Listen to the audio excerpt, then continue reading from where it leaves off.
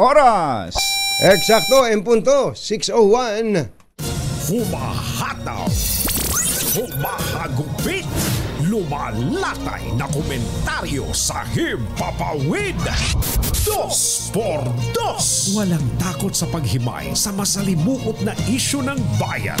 2x2. Humahataw na mga balita at impormasyon. 2x2. Ating damhin, ating lasapin ang hagupit na 2x2.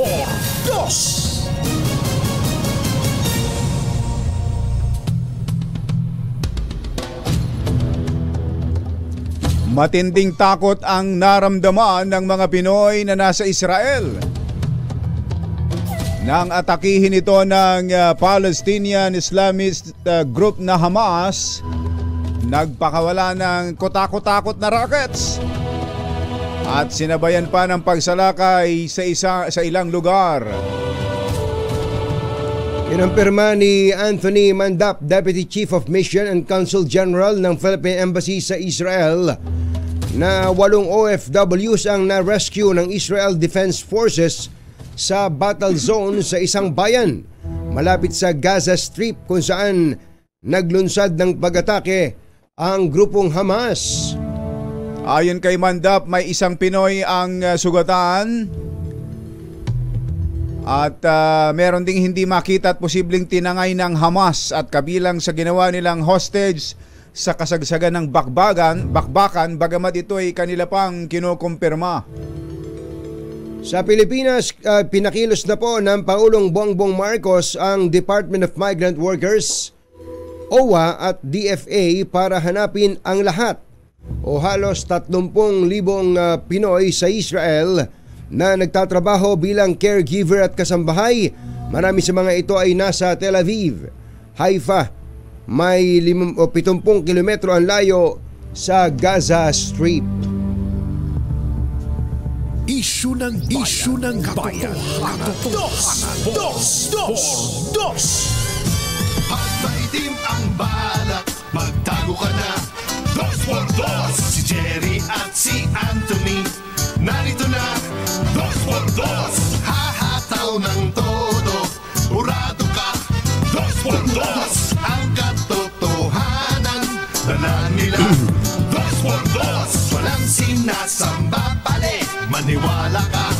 2x2. Hataw ng husto, tol, umasa ka. 2x2.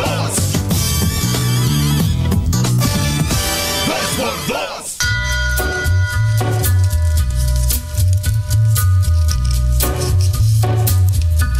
Hi. Maganda morning. Magandang umaga, bayan! Ito po si Jerry Baha. Ito po naman si Anthony Taberna. Muli pong sumasa inyo ang 2x2 sa umagang ito ng Friday! Yuhuu! Kumusta kayo mga textmates, mga text partners, mga kapamilya, kapuso, kapatid, kabarkada, mga kapitbahay? How was your weekend? Yan. Well spent ba? Ayan. Well spent ba ang inyong ginita? O yung weekend na lang na gamit ninyo ng gusto sa pagpaparecharge? Pagre-recharge ng inyong katawan na medyo ginugupo na ng mga karamdaman, ng ubo, sipon, trangkaso. Napakaraming trangkaso talaga. Marami, kumbatsero. Kaya lang ay hindi natin maiwasang lumabas pa rin dahil sa paghahanap buhay. Ayan. Pero sa isang banda, tama ka doon, kumbatsero, ginugupo talaga tayo eh. Maraming mga dahilan dyan, katulad ng mga nanay, mga tatay na halos ay madaling araw pa lang umaalis na ng bahay. Tapos uuwi gabi na. Doon sa traffic pa lang, bugbog ka na eh. Yun pa lang. Isip-isipin mo, Lunes Traffic, hanggang pollution. Sabado yun. Lunes hanggang Sabado yun na kumakayod. Yung iba, Lunes hanggang Biyernes lang. Kaya pagdating ng Linggo o yung weekend, Wala nag-accumulate na yung pagod. Talaga. Ang sasabihin hihiga na lang ako. Ayun, oo. Pagod na ako, matutulog na lang ako. Hindi na ako mag-ASM. Hindi na. Hindi na ako. Hindi na mag-trinoma. Yung iba naman kasi nag-ASM lang o trinoma para lang mag-window shopping. Yan. Magpalamig. Mamasyal lang sa loob tapos uuwi na para kapag medyo malamig-lamig na. Yan po ang sitwasyon ng maraming Pilipino lalo na't nagtataasan ng mga presyo. Bagamat meron tayo palang good news, may rollback pala bukas. Diba? Malaki ba? At ang sabi ni Mother, big time. Big time. Talaga, Mother? Big time rollback? Ayan. Magkano naman yung big time na yun? Baka naman 20 centimos lang yan, ha? Yan, ha? Ay mamaya, malalaman natin sa balitang nililimbag sa ating bulwagang pambalitaan. Ayan. Ito na pala yung bulwagang pambalitaan natin. Nasa harap natin na yan. Ganun na. Patingin nga. Ayan. Sa pangungunan ni Mother. Mother. Ayan, ang ating bulwagang pambalitaan. Na ang bulto ng mga balitang sinusulat sa bulwagang pambalitaan ay nililimbag ni Mother.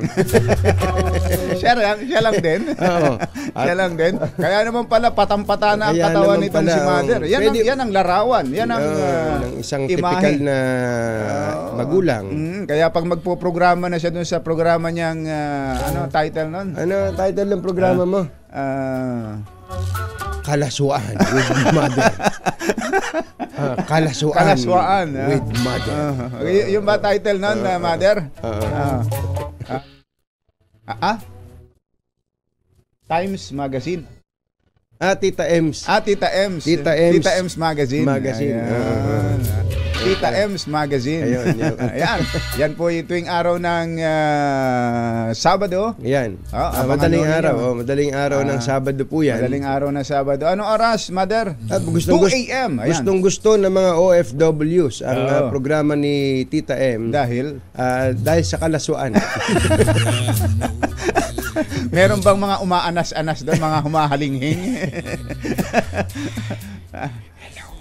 Hello. Anong kalaswaan? Sex education. Ano? Sex education. Ganun ba? Akala ko kalaswaan niya. Akala ko kalaswaan niya tinuturo mo. Napasugod tuloy dito si Mother. Bachero ng bayan Katunying Jerry Dos. Pero ang tabayanan niyo po, may mga kausap tayo mula sa Israel. Ilan sa mga kababayan natin doon at makibalita tayo. Ang tindi ng mga pangyayari doon, ano? Napanood mo ba yung isinend na video ni CBC? Grabe. Habang nag-uulat ng reporter ng Al Jazeera. Babae pa naman. Babae. Sa kanyan, kumbachero, sa Gaza, sa Palestino. Oo. Al Jazeera yata yun. Al Jazeera. Habang nagre-report siya, andito na retaliation ng Israel. Kaya yung anti-target po ng Israel attack yung building ng headquarters Hamas. Pala ng Hamas yun. Ano yun? Ang nakita ko lang yung pagbagsak ng missile. Sumunod yata ron. Demolish na din yun. Gumuho na yun, kumbachero. Ang tindi ng mga kagamitan na yan. Hindi nyo po na itatanong kung meron mang isa sa pinakamagaling pagdating po sa pakikipagdigma. Sa warfare, Israel. Ayan. Dahil kung nagbabasa kayo ng Bible at kung naniniwala kayo sa Bible, maliit na bansa lang siya. Palibasan, nung panahong yun, hawak siya ng Panginoon Diyos. Lahat ng kalaban niya, kahit malalaking bansa, nagsama-sama pa, kayang-kaya ng Israel. Hindi magupo yung Israel. Diba? Hanggang ngayon, meron pa rin silang parang minana yung yun ang katangian yun ang katangian pa rin ng Israel at sa paggawa ng armas, sa training ng mga sundalo nila matindi ho ang Israel. Ayan. Ay mamaya kukuha tayo ng update dahil may mga Pilipinong naipid dyan sa dami. 30,000 Filipinos ang andon. Ilan na yung ni-report ng Israeli embassy dito na patay ito? 300 plus na yata. May parang may nabasa pa ako sa isang breaking na may isang ano ba yun? Stadium yata yun na may mga patay. May mga patay. Alam nyo, kaya hindi hindi kakampihan ng mga maliwanag ang pag-iisip. Ika nga, ang ginawa ng Hamas, pinapasok nila yung mga civilian na bahay, pinagbababaril yung wala namang kamalay-malay ng mga tao, minamasaker, at kikidnapin yung mga matatanda, bata, babae. Hindi, paano mo kakampihan yun? At sa katunayan hanggang ngayon, meron pang kinukumpirma pa kung may nakasamang Pilipino doon sa mga kinidnap ng grupong Hamas. Kukuha tayo ng update dyan. At syempre, sa iba pang mga nagbabagang balita, Jerry Baha at Anthony Taberna sa 2x2 sa DZRH. oras po natin. Achi, Mr. Jalom Tang, Engineer Tony Nanggel, Lakyam Chap Dihun, 6:12 ng umaga. ACS Balita, susunod na. Tutuhanan, balitang maaasahan. ACS Balita. Walang makakaligtas, walang makakalampas. Saan mang sulok ng kapuluan, Luzon, Visayas hanggang Kamindalawan. Basta't may balita, ipagwagwagan ng sikat na tagapagbalita. ACS Balita. Kasama ang 2x2 tandem Anthony Taberna at Jerry Baha. ACS Balita. Ang programang ito ay hatid sa inyo ng ACS Manufacturing Corporation, ISO Certified, maker of world-class quality Pride detergent. Araw ng Lunes, 9 ng Oktubre 2023. Narito na po ang ulo ng ating ACS Balita. Mahigit 3 pisong rollback sa gasolina. Maasahan bukas. Diesel at kerosene. Meron ding malaking bawas presyo. South Korea kukuha ng maraming Pinoy caregivers. Hungary kailangan naman ng Pinoy factory o mga manggagawa sa factory at mga skilled workers. Pangulong Bongbong Marcos pinatitiyak ang kalagayan ng mga Pinoy sa Israel. DepEd nagbigay ng deadline sa ginagawang investigasyon sa kaso ng estudyanteng namatay sa sampal ng guro sa Rizal. Negosyante inaresto sa peking 68 million pesos. Aba. Robbery. Pineke yung sarili niyang robbery. Parang ganun. Ganun ba? O parang ganun, Sa peke. Quezon City. Face-to-face klase sa ilang lugar sa Batangas, Laguna, suspendido dahil sa nararanasang volcanic smog mula sa Taal Volcano. Na naman. Magandang umaga Luzon, Visayas, Mindanao. Good morning Philippines. Hello world. Kami po ang inyong mga tagapaghatid balita. Ito po si Anthony Taberna. Ito po si Jerry Baha. At ito ang ACS Balita. Sa detalye ng ating mga balita, dito muna tayo sa ating ACS Good News. Abay, talagang good news ito. Dahil may nakaambang big time oil price rollback bukas. Ito po'y batay sa 5 araw na trading ng oil products sa world market. Sa pagtaya ng mga oil industry sources, mahigit sa 3 piso ang maaaring bawas sa presyo ng gasolina. Big time nga rin. Habang 2 piso naman ang maaasang rollback sa bawat litro ng diesel at kerosene o gas. Plano ng South Korean government na kumuha ng mas maraming Filipino caregivers ngayong taon. Ayon kay South Korean Ambassador to the Philippines, Lee Sang-hwa, mas gusto nila ang mga caregiver na Pinoy dahil sa mas magandang reputasyon nila sa pagtatrabaho worldwide. Ayon kay Lee, nakipagpulong na sila sa Department of Foreign Affairs at Department of Migrant Workers para sa posibleng pagbuo ng bilateral labor agreement. Tinatayang nasa 60,000 Pinoy ngayon ang nagtatrabaho sa South Korea. Sinabi ni Lee na target nila na kumuha ng 100 bagong batch ng Pinoy caregivers bago matapos ang taon sa ilalim ng supervision ng DMW. Samantala, iniulat ng Department of Migrant Workers na nangangailangan ng Hungary ng mga Pinoy factory and skilled workers. May nauna ng 6,000 Pinoy ang nakaalis para magtrabaho sa nasabing bansa.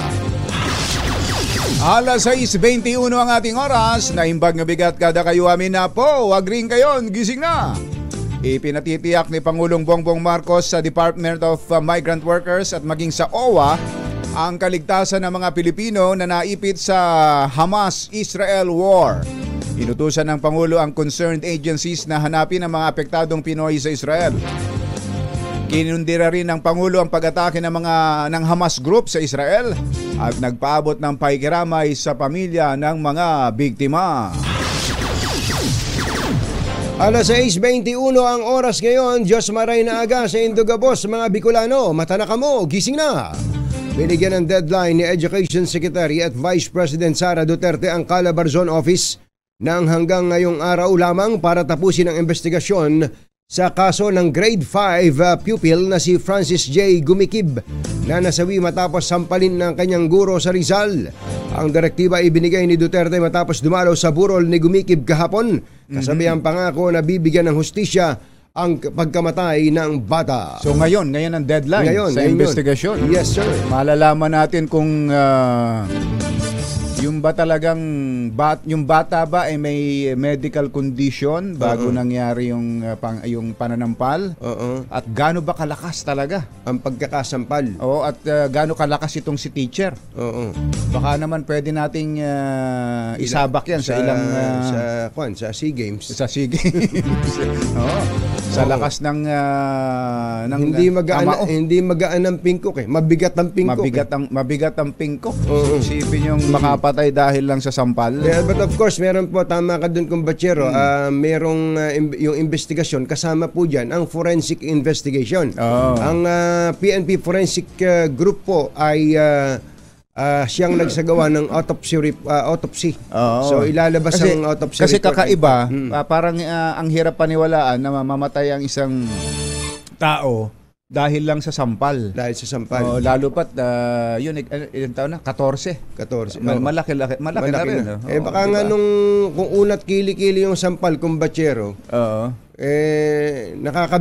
Hindi ba may iba nabibingi lang. Mabibingi ka, pero baka may ugat na pumutok. Kaya nga sabi ko pagkasampal ba nun bumagsak ba at nabagok? Ganun, hindi raw ganun. Lang napapanood natin diba? O kaya ito kasi parang hawak yata sa sa pinitsarahan tsaka sinampig matindi. Wala bang CCTV yan? Ayun, sana. Kung meron sanang gano'n, Dapat pala may CCTV na sa mga eskwelahan ngayon, no? Para yung mga teacher, yung bang inis na nakapagtitimpi pa. Nakapagtitimpi o kaya hihilahin sa walang coverage ng CCTV. Dito, dead spot dito. Halika. Pero doon po sa mga teachers na nanonood sa atin, alam natin na minsan ay pagod kayo, o baka naiinis na talaga kayo dun sa kakulitan ng ilang mga bata. Sabi nga, party po ng trabaho yan ng party ng trabaho. Kaya hanggat maaari, habaan po ang pasensya. At huwag po nating bibitaw, huwag niyong ilalagay ang batas sa inyong kamay. Katulad din yan kumbachero ng mga frontliners sa mga government offices. Di ba dati madalas tayo nakakapunan ng ganyan na kinagagalitan. Yung mga nakapilang magbabayad ng buwis. Magbabayad na nga magagalit pa. Pinagagalitan. Pumila kayo dito! Ganon, Pero binabago na yan, inaalis na yan at tinuturoan na ng leksyon yung mga mainitin ng ulong na ilalagay sa frontline services. Yes. Hindi dapat gano'n. Alam mo kumbachero, huli na lang ang isa sa mga pwede nating gayahin pagdating sa haba ng pasensya, ang mga empleyado na Australiano, nasubukan ko sa Melbourne.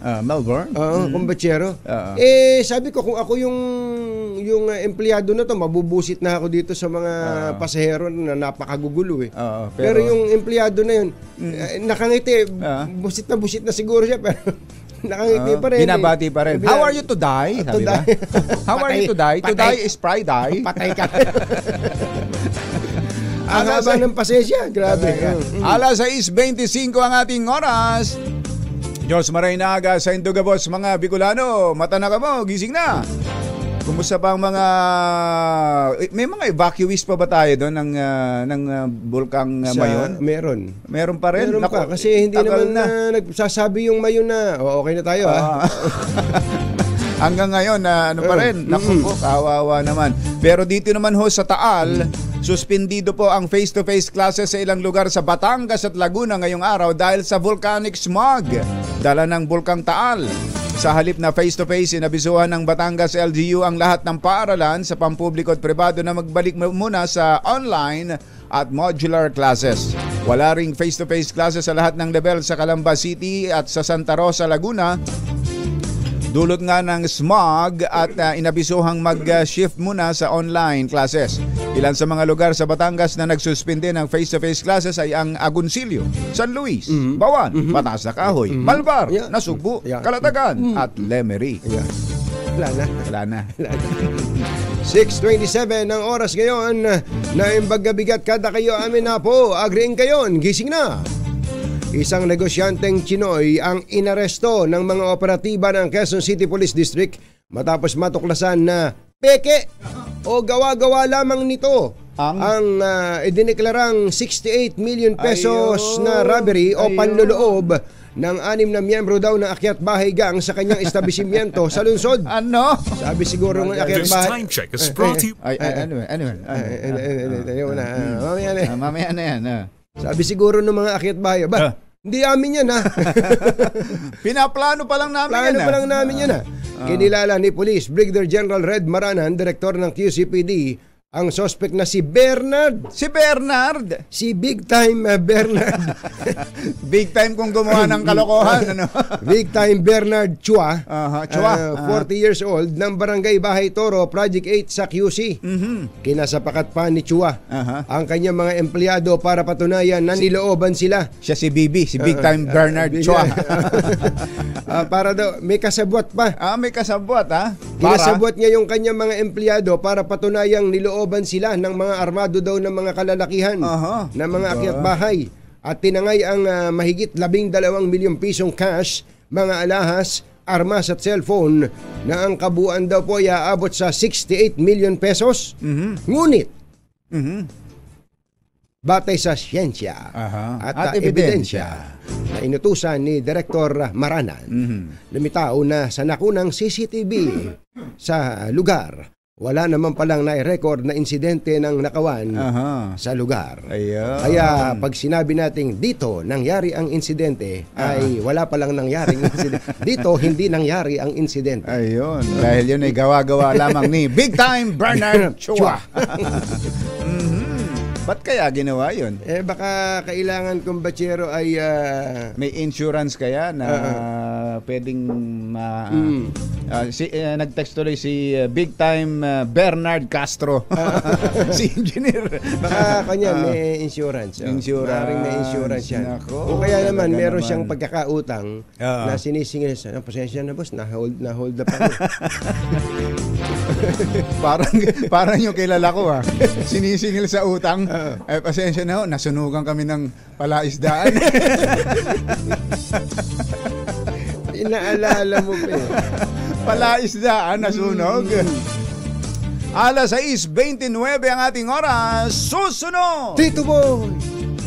May follow-up tayo doon sa sunod-sunod na mga kutakot-takot na droga. Bakit nga pa nagkasunod-sunod na naman yung mga naipapasok na droga dito sa atin sa Pilipinas? At may makakausap tayo mula mismo dyan sa Israel. Ay, sige nga.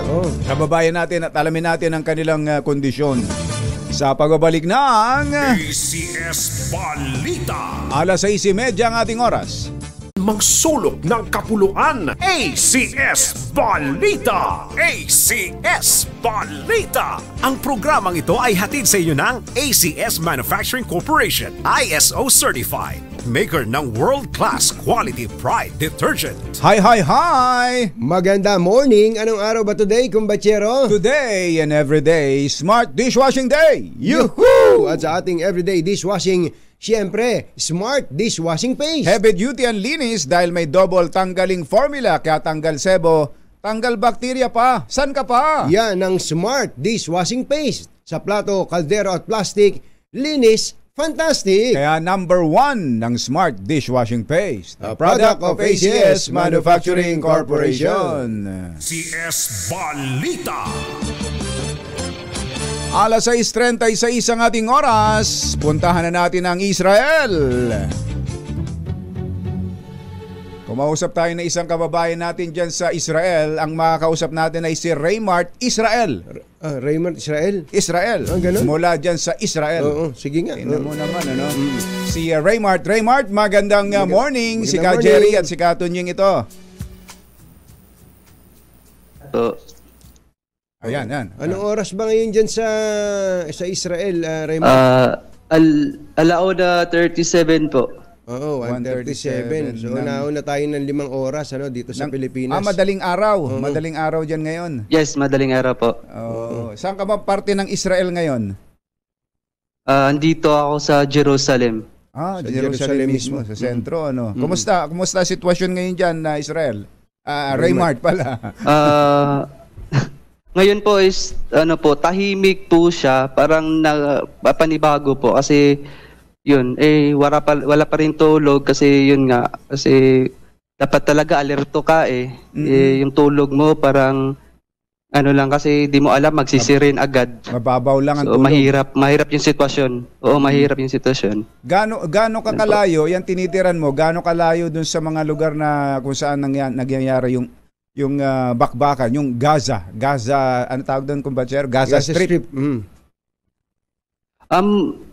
Malayong-malayo po siya, pero yung kinakatakot po kasi maraming yung mga teroristang nakapasok na.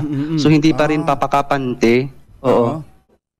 So parang hindi papakapante kasi parang ang dami nilang way na ginawa para makapasok dito. Nung dati kasi Ang kinakatakot din dito is yung rockets talaga kasi last time nung Sabado dito yung tinitira nila yung Jerusalem.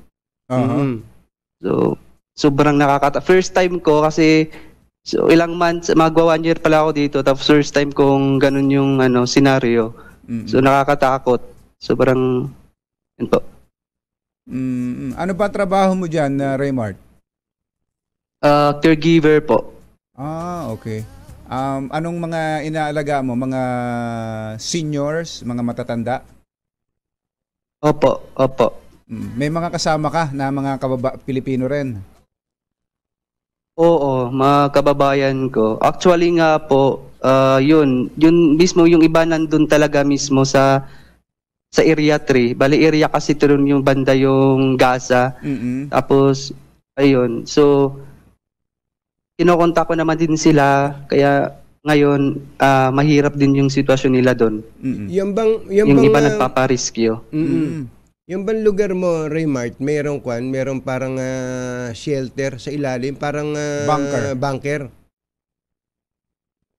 Yun nga, yung problema ko po is, yung karamihan dito kasi yung trabaho ko is iba galing sa ibang caregiver kasi ito yung trabaho ko is Bitabot, parang nursing home ng Pinas. Tapos sa baba siya, wala kaming bomb shelter talaga. So hindi katulad ng ibang dito na may mga designated na bomb shelter sila. So pag tumunog lang yung siren, tatakbo lang kami dun sa may hagdanan. Tapos or pupunta kami sa baba. Pero it doesn't make sense kasi para pag parang di pa rin safe. Hindi talaga kung sa may hagdanan lang, kung matatamaan ng bomba, di pati yan madadamay Kailangan talaga may bomb shelter o mayroong bunker. Pero gaano kadalas mangyari yon mula nung nag-umpisa tong gulo na to? Yung bang yung tutunog yung sirena? Yung last time po, yung month na pagkatapos ng Purim.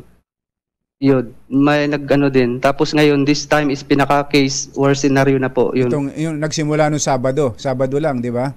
Oo, Sabado lang. Nagsimula, halimbawa, nung Sabado, ilang beses na tumutunog yung sirena bawat araw? Sabado, Linggo, kahapon. Kahapon naman is wala na. Hindi na tumunog kahapon. Yung Sabado talaga kasi nag-open ako ng apps for tracking na missile rockets. Tapos yung pag tumunog na yung cellphone ko, at least nag-aano yung cellphone, nagno-notify. Tapos tumutunog na din yung siren. Ayun, palagi ilang ulit kaya yon. Tapos malapit lang po dito kasi pagbagsak ng rockets po is yanig yung lupa talaga tsaka building. Biruin nyo po, ang laki ng building dito tapos medyo malayo sa dinsan sa pagbagsak ng rockets pero yumayanig pa rin. Ano, oo. Okay, so sa ngayon, Raymart, medyo madilim pa dyan. Kalmado na. Kahapon ba nakakalabas na ang mga tao ng bahay? Mag-grocery? Naibalik ba kaagad sa normal ang sitwasyon? Pero ano po, yun nga, hindi papagapante kasi parang ang hirap kasi alam mo naman yung terorista talaga inaatake din yung civilian, hindi lang yung mga sundalo. Kaya mahirap. May mga may mga ibang certain naman na nagbubukas yung tindahan pero yung kadalasan is sirado. Karamihan sarado. Oh. May sinabi ba ang Israeli government na manatili sa bahay, stay indoor at yung binabanggit mong mga teroristang nakapasok pa hanggang ngayon may kinatatakutan pang naggagala-galang mga terorista? Ay, yes po. Bali, nanonood po lang ako sa news, sa mga legit na news po. Doon po ako nagbabase. Meron pa po talaga at doon banda sa Area 3 talaga at Area 2 nakapasok na sila. Yun. Tsaka yung government ng Israel dito is wala namang silang pagkukulang sa pag-aalala po. Sa pagpapaalala. Katulad din ng embassy sa Pilas, po. Ayun, buti binanggit mo.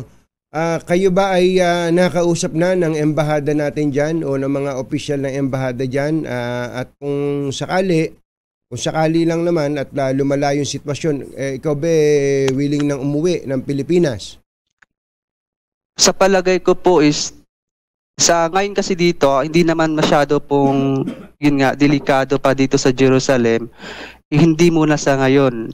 Kung siguro, kung yung worst case scenario na po yung dumating, kung doon na banda sa, yung gulo na po, baka pag-isipan ko muna. Pero sa ngayon po, hindi pa po Pero kahapon po, nakausap po namin yung embassy through Zoom po. Yung nabanggit po yan, yung repatriation po is wala pa naman po. Parang kasi hindi pa naman po grabe kalala. Hindi pa ganun kalala ang sitwasyon. May binanggit ka kanina na nakausap mong mga kababayan natin. Tama ba ang intindi ko, nagpaparescue? Yes po. Saan yon? Saan lugar? Sa Area 3 po. May mga GC kasi kaming ginagawa ngayon para mas mabilis lang po yung mga kababayan natin na tulungan agad kung hingi ng tulong. Nire-rescue naman din po sila. Andun sila sa lugar na doon talaga yung bakbakan? Oo, may malapit din po. Meron ka bang kakilala na nadamay o may nasaktan o nakita niya mismo ng face to face yung mga terorista? Sa kaibigan ko wala, pero yung mga nag-send sa Facebook, sa Messenger, ang dami. May mga Pinoy na na hospital. Ganun. Hindi nung experience mo. So mag-iisang taong ka pa lang pala dyan, Raymart, na taga saan ka ba dito sa Pilipinas? Visayas po, Leyte po ako. Taga Leyte. Saan sa Leyte? Ormoc po. Sa Ormoc. Sa Ormoc. Sa Ormoc pala. Kaya pala kamukha mo si Richard Gomez Oo nga. Thank you po. Thank you. Nasabihan mo ng mga pamilya mo sa Ormoc na ikaw ay safe, Raymart. Opo. Gusto nga nila pauwiin ako. Sabi ko, di na muna kasi hindi pa naman ganun kalala dito. Okay. Matapang ka din naman, naririnig mo ng yumayanig ang lupa pag may binobomba. Iba rin naman talaga itong... Pero grabe yung trauma po, di po maalis yung trauma. Grabe yung experience na trauma. Kahit ngayon po, yung tulog ko lang is kunti lang talaga kasi natatakot pa rin ako hanggang ngayon. Maganda bang sweldo mo dyan, Raymart? Sakto lang po, nakakabuhay po ng pamilya. Ayun, Ayos. importante. May pamilya ka na ba? May asawa at mga anak? Opo, may dalawa po akong anak. Dalawang anak. O sige, baka gusto mong kausapin yung asawa at anak mo. Sige, go ahead, Raymark. Sa pamilya ko dyan sa Leyte po, ito po okay lang po ako dito. Sa lahat po ng nagmi-message sa akin, may concern po sa kalagayan ko. Ito na po yung time na sasabihin ko sa inyo na okay lang po ako dito. At mga anak ko dyan, yan, kung anong desisyon ng gobyerno dito, kung lumalaman, baka kailangan ko na umuwi din kasi di ko isusugal yung buhay ko dahil sa pera lang kasi yung pera is kikitain ko pa yan. At makakanap ako ng trabaho. Para sa inyo naman tong pag-a-abroad ko, kaya yun. Mahal na mahal ko kayo, pati yung mama niyo po. Anto. Thank you, partner. you. Raymark, Raymart. ingat kayo dyan. Ingat kayo lagi. Ingat. Oo. Salamat, Raymart. Thank you po. Thank you po. Salamat po sa opportunity po. Thank you. Si Raymart Israel, mula mismo dyan sa Israel. Balita. Nagatid po ng kabuuan ng ating ACS Balita. Ito po si Jerry Baha. Ito po naman si Anthony Taberna. Kasama ang 2x2 tandem Anthony Taberna at Jerry Baha. ACS Balita. Balitang makatotohanan. Balitang maaasahan. ACS Balita. Ang programang ito ay hatid sa inyo ng Yeeha! 7 minuto na lang, alas 7 na. Diyan sa mga taga Barangay De La Paz, Marikina. Ayan, Naku, ready. Lakasan na ninyo inyong mga radyo at mga telebisyon dahil andyan, gagala-gala. Pagala-gala ang isang malaterorista. Malateroristang mamimigay ng pera. Matindi. Yung sumusugod. Papasukin ka sa bahay mo. Parang Hamas, kumbatsero, na papasok sa inyong mga bahay at inyong mga kwarto. Hindi kayo'y para i-massacre, kundi para kayo'y bigyan ng salapi. Ayan. Si Sherwin Alfaro. Engineer Bernard Castro, magandang morning. At si Magandang Jeffrey morning. Tang from Vancouver, Canada. Ay, andito pala ngayon. Dumating pala. Ang panganay na anak ni Aya Jerome Tang. Oras natin, Lakyam, Gochap, Sihun. 6 minutes bago ang alas 7. Asan na ba yung pinamimigay nating kwarta dyan? Ayan. Mamaya, babalikan natin dahil meron pa tayong utang kay Het. Take it away, Het. Just like they say. 2 minutes.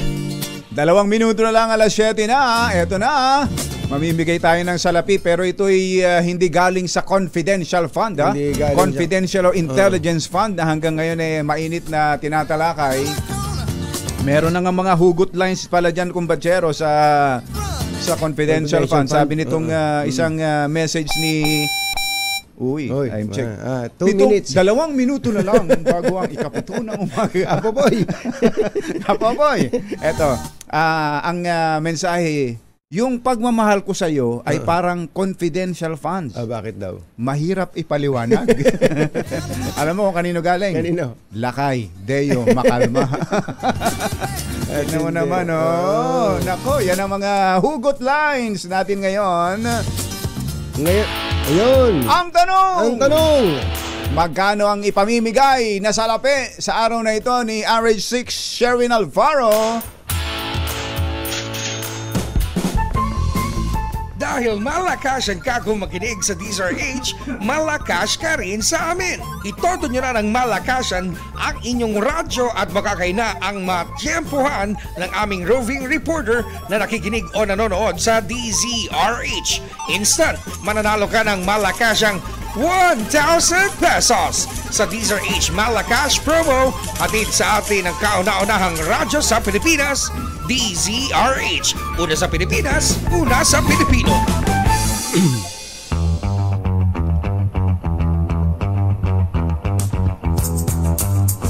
RH6 Sherwin Alfaro. Kami Sherwin! Hey, good morning. Good morning, Anthony, Jerry. Uy, ang ganda namang shot niyan, ha? Ang ganda ng shot. Syempre tayo may hawak na camera kaya maganda siya. Ang ganda ng pagkakauga, parang nanginginig, nanginginig. Parang pasmado lang. Nanginginig ang kamay. Kalmado ang Marikina River. Dito yan sa Barangay Jesus de la Paz sa Marikina City. Pero nagwawala ang mga radyo ng mga senior citizen. Dito yan sa Senior Citizen Pavilion. Naghihiyawa na. Senior Citizen Pavilion ng Barangay Jesus de la Paz dito yan sa Marikina City. Dahil huli natin naglabasan ng mga radyo. Dahil dito yung mga senior nagtitipon-tipon pag umaga. Kung may mga function sila. Eto, naglabasan yung kanilang mga radyo. Eto, kaninong mga radyo to? Eto, ayan radyo. Radyo. Eto, mas senior to. Sino may ari nito? Ito, radyo to. Ayun, tatay pangalan mo. Tatay Erning. Palagi ka nakatutok sa DZRH. Opo. Sino pa po rito mga announcer? Sino? Si Tuning. Alam ba Tuning ba? Ayan, si Katunying. Hindi mo kang dinidiktahan. Muntik pa eh. Nasablay pa Eto, kanito nakatalikod na radyo. May dala ba? Wilfredo Matriano. Wilfredo. Okay. So, Bakit ka nakikinig sa DZRH? doon lang, may mga balita doon lang. Dito sa tanghali. Bakit ba? Gusto ko eh. Tunying! Katunying tsaka Kajiri! 1,000 pesos! Pakita mo yung 1,000 mo kung bakit yung bulsa yun! Ito, yung pinakamaliit na binubulsa ka agad eh. Eto, kanino itong pinakamaliit na radyo? Kayani! Itutoy! Malaki ka pa nakatutok sa DZRH? Tuwing umaga! Katunying at saka Jerma! Ayun, nakikinig talaga yan. Ano pangalan yan? Yung pangatlo, Sherwin. Tutoy, makakopi ka nila! Hello? Nag-e-echo. Pakihinaan yung radyo. Hello, Idol. Magandang araw po. Araw-araw ba kayo nakikinig? Oo, tuwing umaga po. Lalo na kung hapon, minsan mayroon mga balita. Mga balita, mahilig talaga kayo sa balita, ano? Ito pa nga diaryo. Nakadyaryo na, nakaradyo pa. Parang may kilala ko nyo. Radyo, Jaryo. Hindi. Malapit lang pa bahay nyo dyan, tatay. Malapit lang ang bahay ninyo dyan. Oo. Nandito kami sa malapit sa ilog. Nag-exercise. Exercise. Oo, nagbabike. Paminsan-minsan. Tindi. Ba't po ba dala nyo yung mga radyo ninyo dyan sa inyong pag-exercise? At saka idol ko si Katunying, kumain na kami dyan sa restaurant nila. Ayos. Ilang taon na po kayo, Tatay Dadong? Ay, Ilang taon? 80 na tayo. 80? Ay, ang tindi, no? 79 lang! Pero ang lakas pa, Congratulations, Tatay. Mabuhay po kayo. Maraming salamat po. Nakikinig ka. Nakikinig ka. Habang inaabot sa atin yung radyo. Talagang na-excite sa dahil nakausap na idol niya. Si Katunying. Bali yan, Sherwin, yung lugar na pinuntahan mo, tambayan ng mga senior citizen sa Marikina. Tabing ilog. Dahil na pwede sila mag-walking-walking. Tapos kapag may mga, may mga birthday. Yan, dito sila nagbe-birthday dahil, may video ka ba? Hindi transistor radio. Ang laki. Ang laki, Yan ang paborito ni Sherwin. Babanat na si Sherwin dyan. Nabubuksan pa itong video, okay? Nabubuksan to? Pakipindot mo nga yung 4732. 4732. Ang dami. Pagkantahan ng umaga. Yes, nung Ondoy Dak, may kwento nila nung panahon ng Ondoy, abot daw hanggang bubong nito ng tubig. Talaga? Tsaka ayan, yan ang tulay ng ayun yung traffic papuntang Cubao. So masikip na yung traffic papuntang Cubao galing sa Marikina Mainland. Kumusta ba yung tubig? Malabo ba? Malabo pa rin. Malabo pero pa rin. mukhang may inom na. Ayos. Pag na-treatment yan.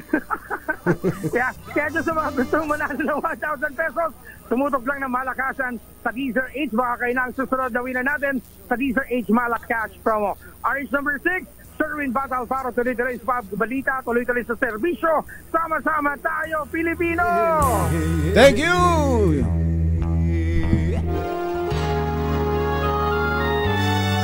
kauna-unahan sa Pilipinas.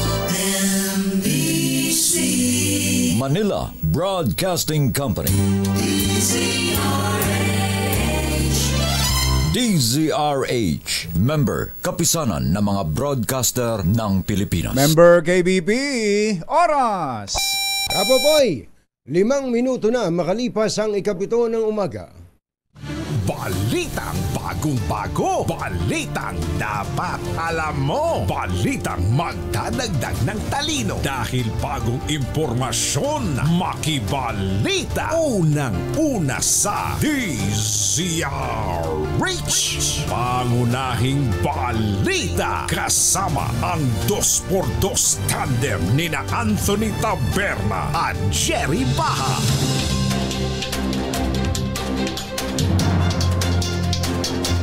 Araw ng Lunes, 9 ng Oktubre 2023. Narito na po ang ulo ng ating mga pangunahing balita.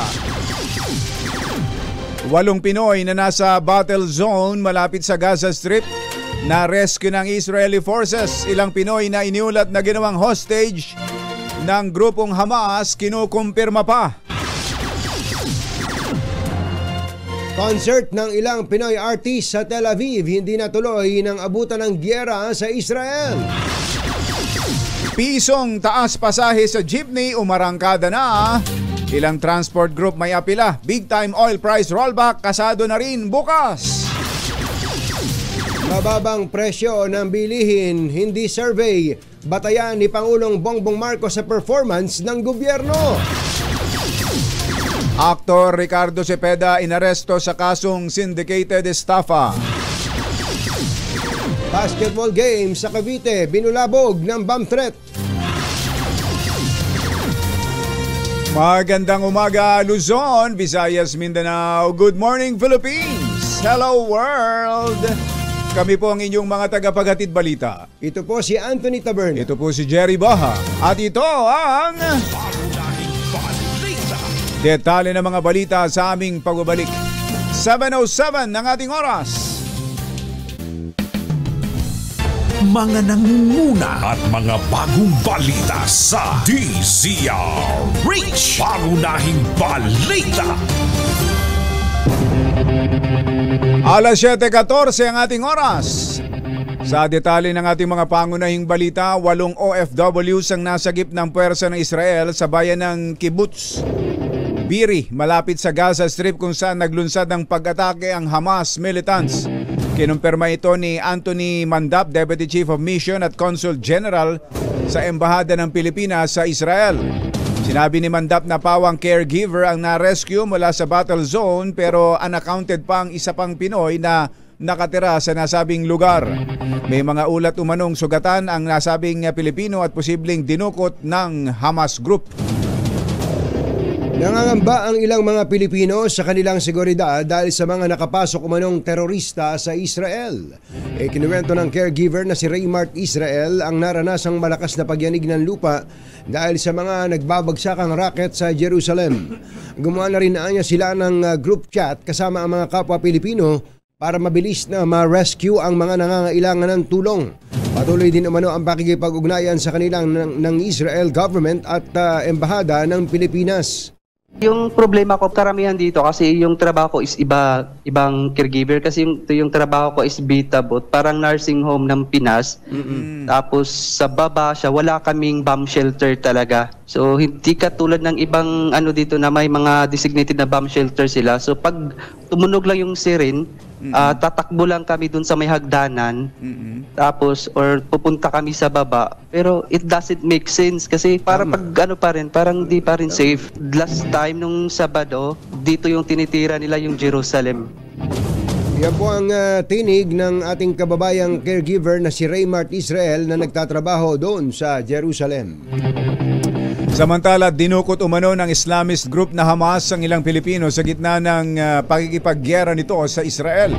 Sinabi ni Filipino Community Leader Mark Pleños na kabilang sa hinostage o sa hostage ng Hamas ang isang Pinoy caregiver mula sa kibbutz. Una nang iniulat ng Israel TV na may mga manggagawang Pilipino ang dinukot ng Hamas pero hindi pa ito makumpirma ni Israeli Ambassador Ilan Floss. Inabutan ng giyera sa Israel ang ilang artista at singer na Pilipino. Ayon sa producer na si Maris Gonzalez, agad ginansila ang konsyerto nina Julian San Jose, Raver Cruz at Bubay sa Tel Aviv na nakatakda sana nitong Sabado. Tiniyak naman ni Gonzalez na ligtas ang kanilang team sa gitna ng giyera at pauwi na rin sila ng Pilipinas dahil nakatatakot na ang sitwasyon sa Israel. Ibinahagi ng producer sa DZRH na nagising sila sa lakas ng pagyanig dahil sa kabi-kabilang pagpapasabog ng Hamas militants at kitang-kita nila ang nagbabagsakang bomba. Mga Filipino dito sa ito, okay lang silang lahat. So hindi naman umaabot dyan yung mga bomba na pinakawalan ng Palestine ng Hamas? As sa kagabi dito sa Tel Aviv, nasa Tel Aviv ako ngayon, maraming bombang pumapatak dito sa ibang mga katabing building ko.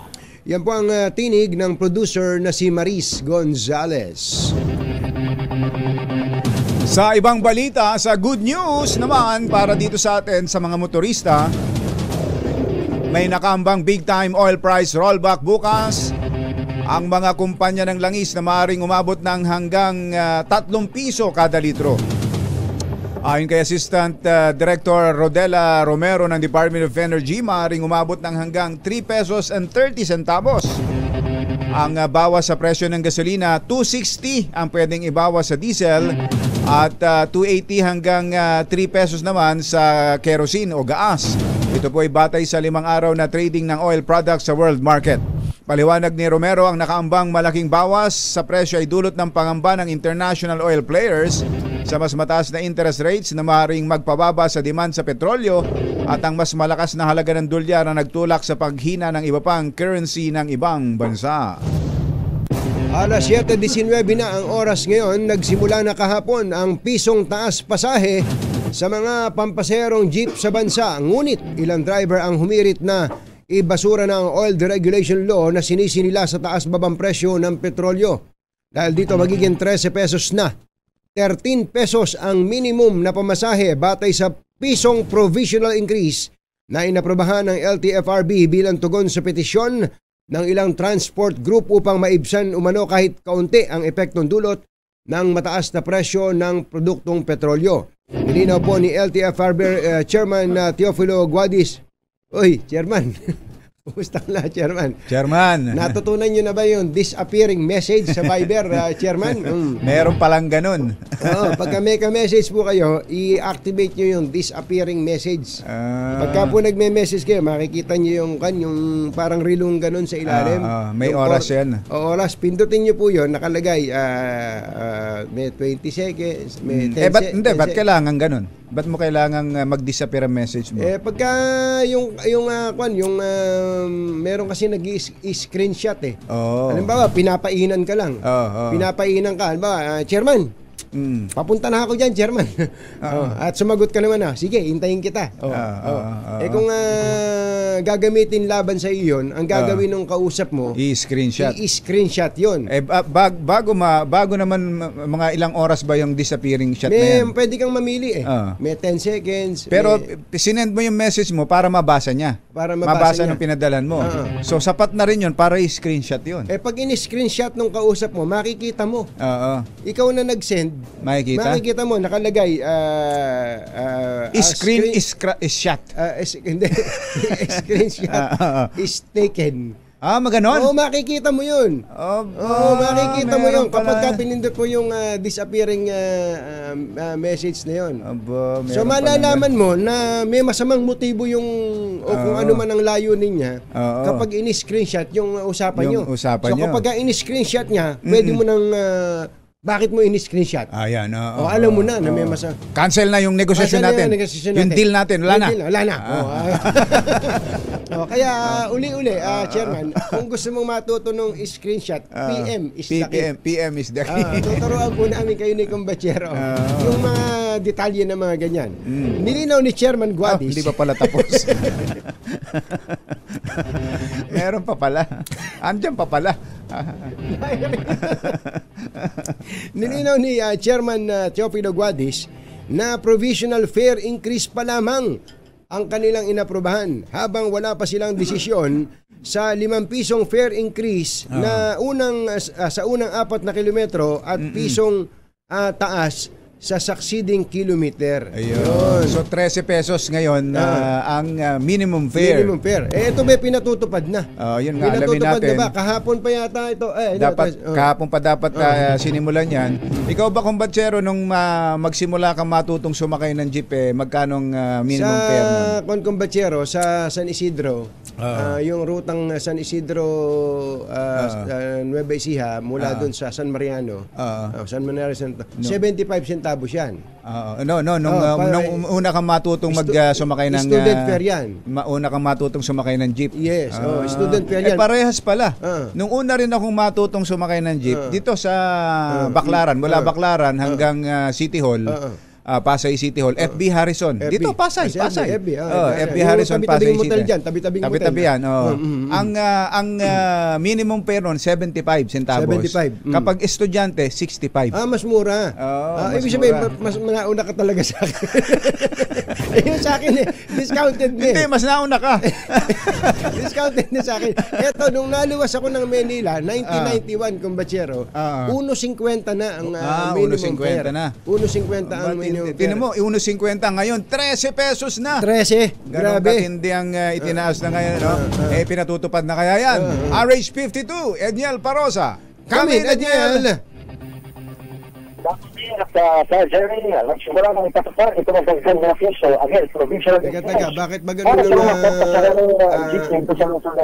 Edniel, sandali medyo maganda sana yung i-report mo, pero parang mas malalapis sipon mo kaysa sa amin. Parang paus na paus ka. Baka sa AirPod siguro, no? Baka sige nga. Baka pwedeng alisin mo yung AirPods.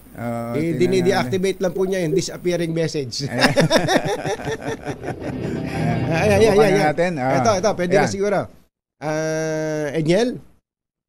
Jerry. Ayan! Linaw, grabe, linaw.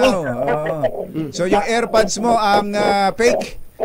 Fake yung AirPods. Nakakatuloy yung aking gamit na AirPods.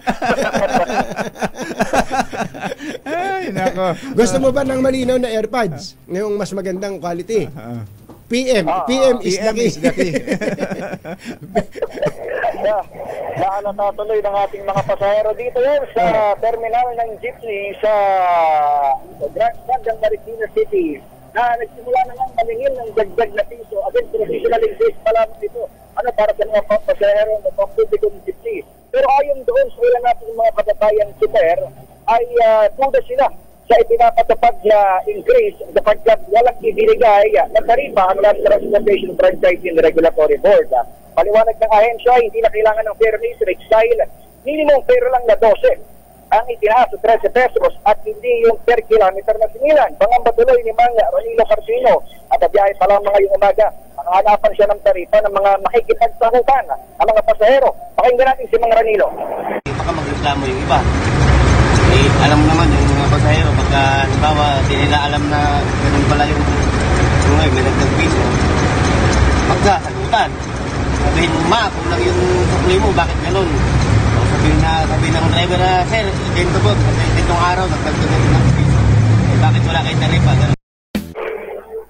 Paliwanag ni Ohio naman kay Mang Boy Mustaho, isang barker dito sa terminal ng jeepney sa Marikina, ay umaray nga ang ilan nilang pasahero pero tuloy pa rin naman sila sa paniningil ng provisional increase sapagkat wala rin naman sila magagawa kundi ang singilin ang nasabing inaprobahang dagdag sa pamasahe ng jeepney. Pero bukod doon sa mga traditional jeep, nagtaas na rin ng minimum na pasahe ang modern jeepney mula sa 14 pesos patungo sa 15 pesos simula yan kahapon na October 8. Oras kaunaunahan sa Pilipinas, DZRH. Ito, Sergio Corros. Tuloy sa pagbabalita, tuloy sa servicio. Sangka na tayo, Pilipino. Thank you, Edniel. Susunod! Dito po! Sino? Sino itong magaling na actress na ngayon daw ay laging naglalasing? Nako. Feeling na siya'y laging sawi sa pag-ibig. Ganon? Aba, sino kaya ere, ano? Ako Lasing. ang nagwagi. Hindi, siya ay sawi eh. Siya ay sawi. Naitago ko ang damdamin kong sawi. Ayun. No? Hindi niya naitago, kumbachero, dahil laging naglalasing. Nako. Sinitch-itch. Nako. At iba pang mga nagbabagang balita sa pagpapatuloy ng Pangunahing balita. 7:27. This time, mga nangunguna at mga bagong balita sa DZRH. Pangunahing balita. Alas 7:33 ang ating oras. Sa iba pa nating mga balita, inaresto ang aktor na si Ricardo Cepeda sa Caloocan dahil sa kasong syndicated estafa. Pinusasan ng operatiba ng QCPD ang 57 anyos na si Richard Cesago sa tunay na buhay. Ito po ay nagharap sa isang resto bar sa Mabini Street sa Maypaho. Ayon sa report, nagoyo lang din umano ng isang sales company si Cepeda na nagsilbi nitong brand ambassador at wala siyang alam sa alok nitong investment scheme. Nangako raw ang kumpanya ng malaking profit buwan-buwan at may guaranteed advance payout sa pamamagitan ng monthly post-dated checks. Pero nang tumagal ay nagsitalbugan na ang mga tseke kaya naghain ng kasong estafa ang mga investors ng kumpanya. 7:34, iginiit po ng Pangulong Bongbong Marcos na ang sukatan ng performance ng gobyerno ay ang mababang presyo ng mga bilihin at hindi survey. Ayon kay Pangulong Marcos, hindi malaking bagay sa kanya kung bumagsak man ang kanyang approval rating sa mga survey.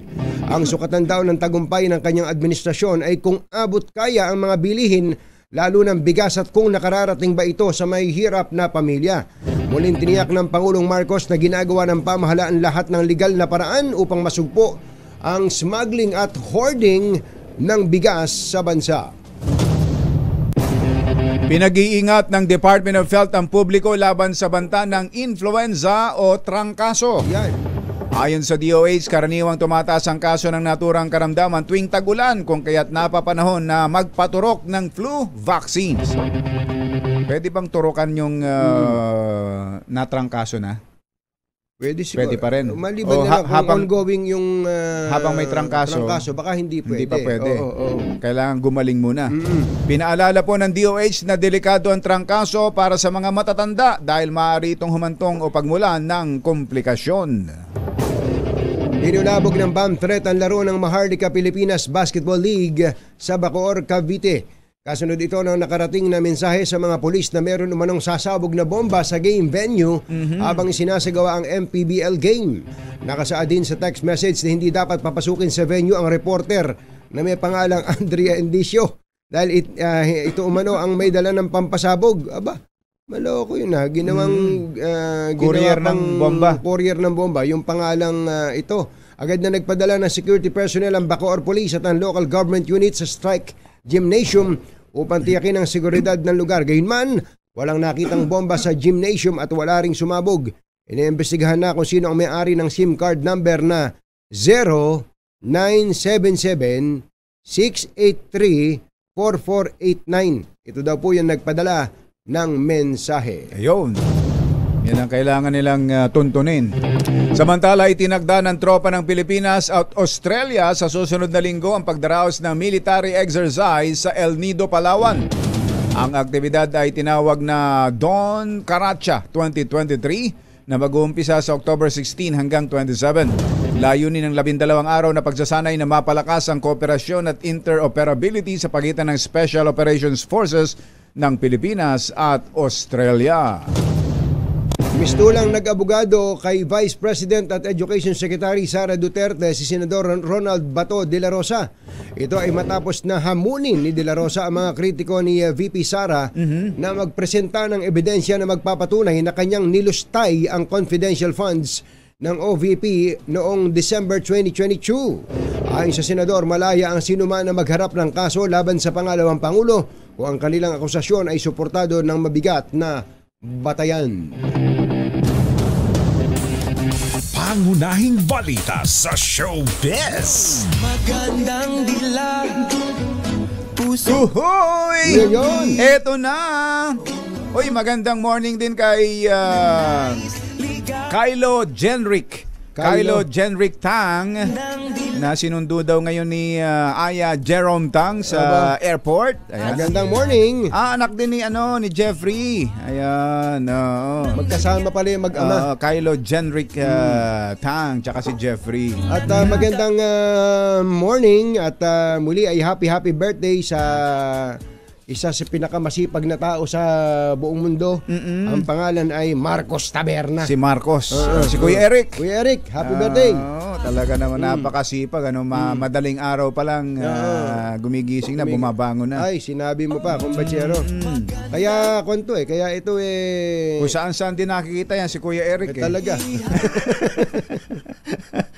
Huwag mo lang ikukwento kay ating kare. Naalala. Ayos na sana. Kuya Eric, happy birthday. Dapat tayo dyan. At magandang umaga rin kay Nanay Benny. Nanay Benny. Kumusta ba mga pansit natin dyan? Yun. Si Architect Michael Lafina ng San Miguel, Bulacan ay nakatutok din ngayon, sabi ni Rudy Benaventura. Ayan.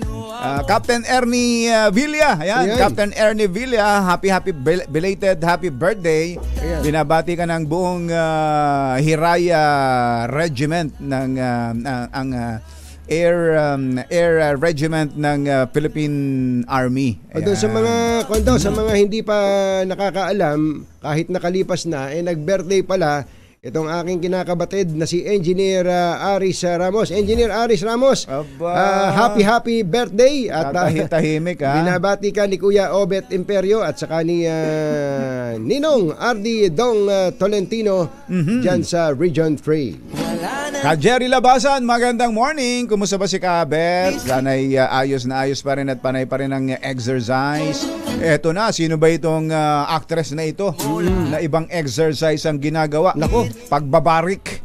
Barik ang ginagawa. Sa bagay, yung iba, pampalaki ng muscle. Pampalaki daw ng muscle yan Parang dumbbell, no? Parang dumbbell.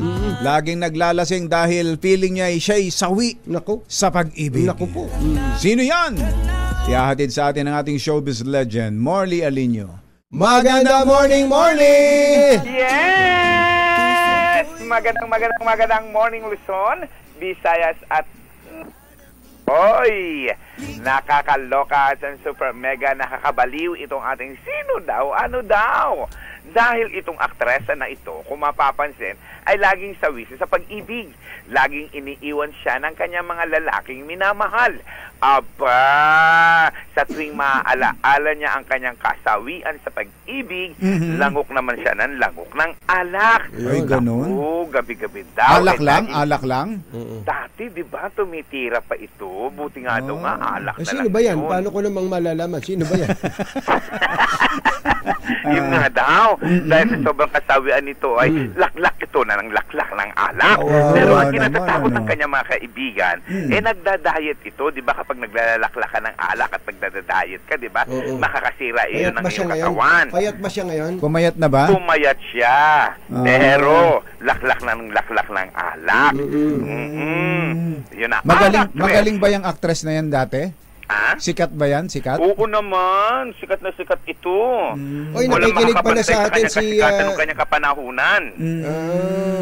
Nakikinig pala sa atin ang pamilya David sa Milan. Oy, mga pamilya David. Pamilya David sa Milan, Italy. Si Alan David. Kuya Alan David. Ang unang kasawian nito nung iwan siya ng kanyang boyfriend na ngayon ay may jowa na rin. Tapos may isa siyang jowa na wag kong sabihin kung ano nangyari. Dahil controversial din yung pagkawala nung na jowa niya. Tapos yung sumunod niyang jowa, iniwan din siya at sumama sa iba. Tapos yung iba pa niyang jowa, ganun din na nangyayari. Takot naman pala na naging jowa na niya. Oo, lagi siyang iniiwang mag-isa. Kaya yung naiisip niya, yung feeling niya kawawang-kawawa siya. Kaya ayun, yung depression niya, dinadala niya sa pag-inom ng alak. Ang naturang actress na bida sa atin. May mga project ba ngayon yan? May pelikula ba ngayon yan? Parang may ginagawa. Oo, parang may ginagawa. May mga kapatid ba yan na nasa showbiz din? Parang. Parang lang, ha? Parang Marikina. Ay, batiin ko muna si Mami Sherry Ramirez, ang pinakamamahal kong nanay. Ayan. Ang naturang actress. Medyo maedad na siguro, nanay mo pa. Naman. Ang naturang actress na bida sa ating Sino Daw, Ano Daw ay si actress. Ayan. Ang pangalan niya parang matatagpuan mo sa Sky. Yung ang datingan ang pangalan niya parang ganon. Ano? Yung parang makikita mo sa kalangitan. Skies are blue. Parang clouds, gano'n. Parang mga white. Clouds. Parang mga ganon. Pero bahala na kayo. Pero may mga kapatid na actress din. Ulitin? Magaganda rin. Ulitin? Yan ang ating DZRH. Kawawa naman, Yung Misatas News. Ito po ang inyong RH47. Morley Alinio, tuloy-tuloy sa pagbabalita, tuloy-tuloy sa serbisyo. Sama-sama tayo, Pilipino. Babu! Babu! Thank you, Morley! Pangunahing balita sa sports. Lumundag ng 2 pwesto ang Pilipinas at nagtapos na panlabing-7 sa 19th Asian Games sa Hangzhou, China. Nagblusa ang mga Pinoy athlete ng 4 na ginto, 2 pilak at 12 tanso sa pagtatapos ng quadrennial event kagabi. Nagmula ang 4 na ginto ng Team Philippines sa Gilas, Pilipinas na nagsiuwi na po kahapon ang mga manlalaro at sinalubong ng buong galak ng mga taga-airport. At gayon din kina world number 2 EJ Obiana sa men's pole vault, Meggy Ochoa at Annie Ramirez sa women's jiu-jitsu. Habang sina boxer Yumir Marcial at Sanda fighter Arnel Mandal ang nagambag ng 2 pilak. Dinumina ang Asiad ng host na China na humakot ng 201 na ginto, 111 silver at 71 bronze. Pero yumukod sila sa Gilas, Pilipinas sa finals ng men's basketball. Pangunahing balita sa kalusugan. Sa ating health news, idineklara ng isang British psychologist na nakakabawas ng timbang ang pagkain gamit ang non-dominant na kamay. So kung ikaw ay kanan, pagkakain ka, gamitin mo yung kaliwa. Ganun pala paraan para mag-diet. Ayon kay Professor Richard Wiseman, nagre-resulta ang nasabing taktika sa kaunting konsumo ng pagkain. Paliwanag niya, magtatagal kasi ang pagsubo ng pagkain ng isang tao dahil kailangan niya pang atupagin ang coordination issues sa non-dominant na kamay. Bukod dito, sinabi ni Wiseman na napatunayan na ring epektibo sa pagpapayat ang mirror theory ni American psychologist Brad Bushman noong 1960s. Sa ilalim naman ito, mas nagiging self-conscious umano isang taong kumakain sa harap ng salamin at mas gusto nang kumain ng masusustansyang pagkain. Sa ibayong dagat, sumampa na sa 1,100 ang namatay. Ang dami pala, Ilan na? 1,100 na raw po ang namatay, habang 2,000 ang sugatan sa terrorist attack ng Hamas militant sa Israel, ang pinakamalalang pag-atake sa loob ng 50 taon. Ayon sa local authorities, 206 na po sa mga biktima ay pinagbabaril ng Hamas sa kasagsagan ng music festival sa southern Israel. Umaga nitong Sabado. Ipinadala ng Amerika ang pinakamalaking warship sa buong mundo na USS Gerald R. Ford para tulungan ang Israel kontra Hamas. Libu-libong rocket ang pinalipad ng Hamas mula Gaza Strip kaliwat kanan ng pagpapasabog, walang habas na namaril at ng hostage na mga sibilyan. Sinabi po ng grupong Hamas na said na ang kanilang pasensya sa dinanas nilang kalupitan mula sa Israel. Lumalaraw ang pag-atake ng Israel sa mga Palestinian sa West Bank, Jerusalem at maski sa mga Palestinian na nasa Israeli prisons. Ito po yung first time na nag-infiltrate ang Hamas sa Israel. Dati, pahagis-hagis ng mga rockets at bomba. Pero ito po ay nagawa nila ngayon. Yung massive attack na ginawa nila. Grabe. Massive attack. Nag-infiltrate po sila sa pamamagitan, sabi nga, air, land, and sea. Nakapasok po ang Hamas. Dati magpapaputok lang ng rockets, ganun lang. Ngayon, pumasok talaga. Actually, sinurpresa nila talaga. Nagbahay-bahay. sa ano. Baka kulang sa confidential fund itong Israeli Defense Force. Kinulang sa intelligence fund. Kasi ito napasok kumbachero eh. Tsaka isinakto pa do sa ano, Sabado, yes. Yung kumbaga may sa religious sa mga religious gatherings ginagawa sa Israel, Sabat. Yun. Totoo. Naghatid po ng kabuuan ng ating mga pangunahing balita. Ito po si Jerry Baha. Ito po naman si Anthony Tabern.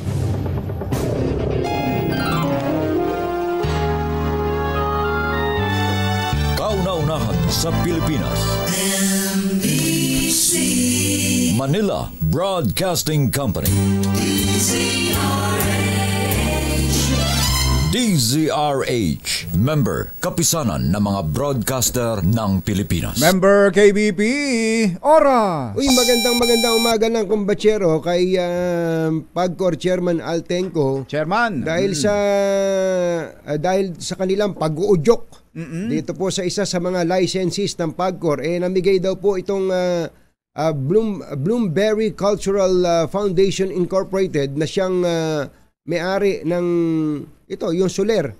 Soler, kumbachero. Sila Tito Enrique Rason. Oo, tama. Tito Enrique Rason, nagbigay daw po ng 8 patrol cars. Oy.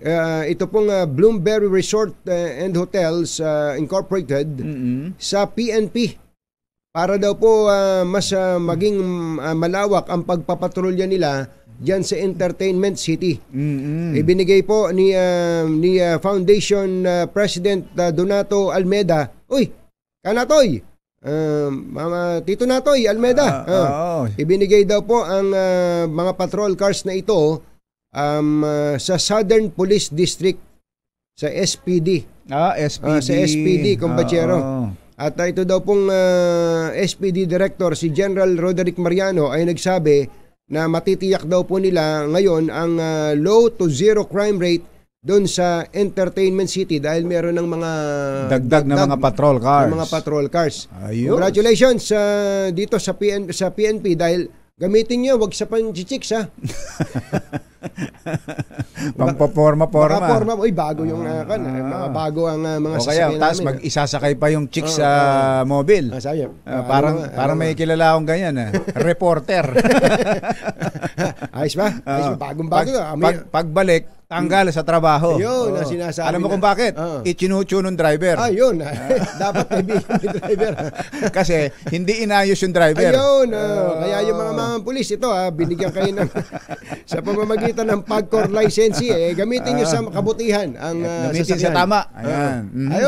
Ayos. Palakpakan. Jerry Baha at Anthony Taberna sa 2x2 sa DZRH.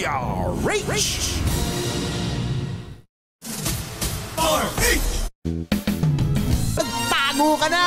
Anthony Taberna, Jerry Baha, 2x2.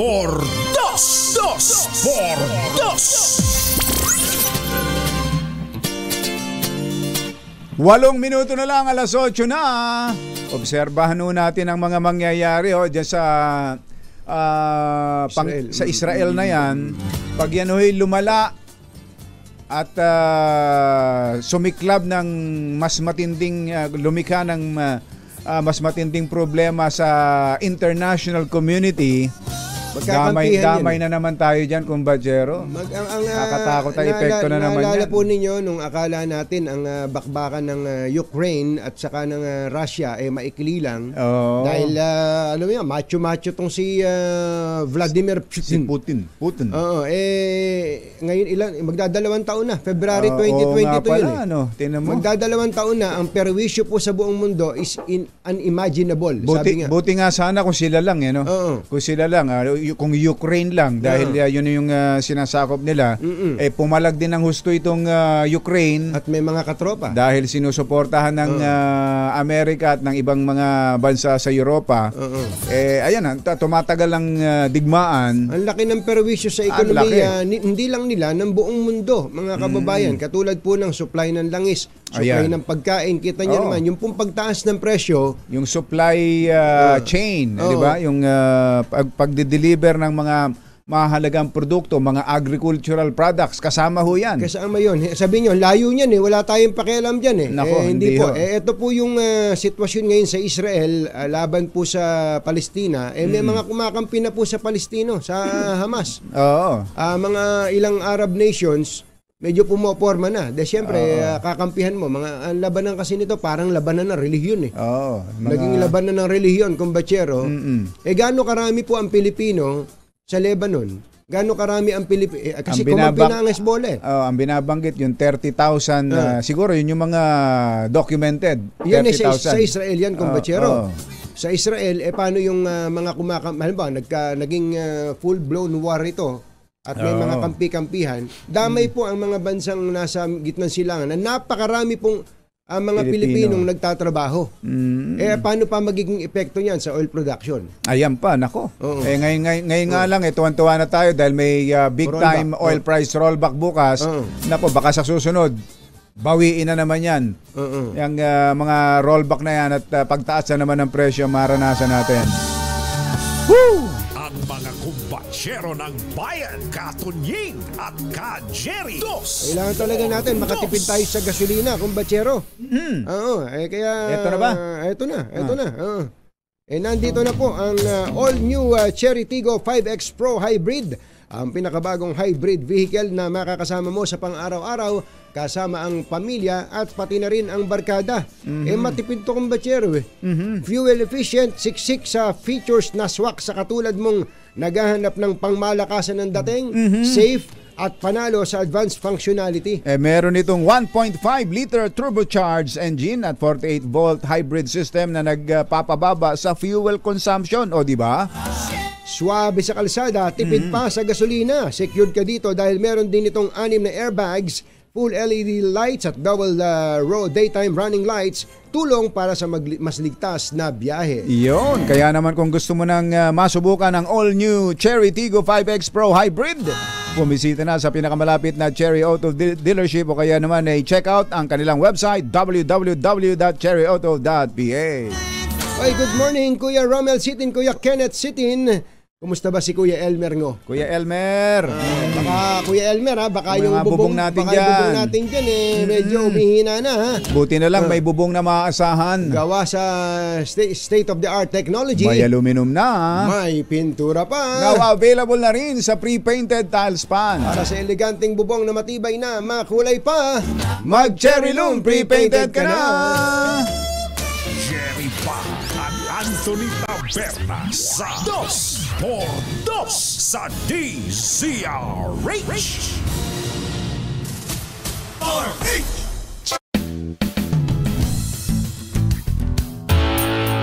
Ay, Dr. Mark Lianado, happy birthday. Tatahi-tahimik ka, Doc Mark, birthday mo pala. Dr. Mark Lianado, happy birthday.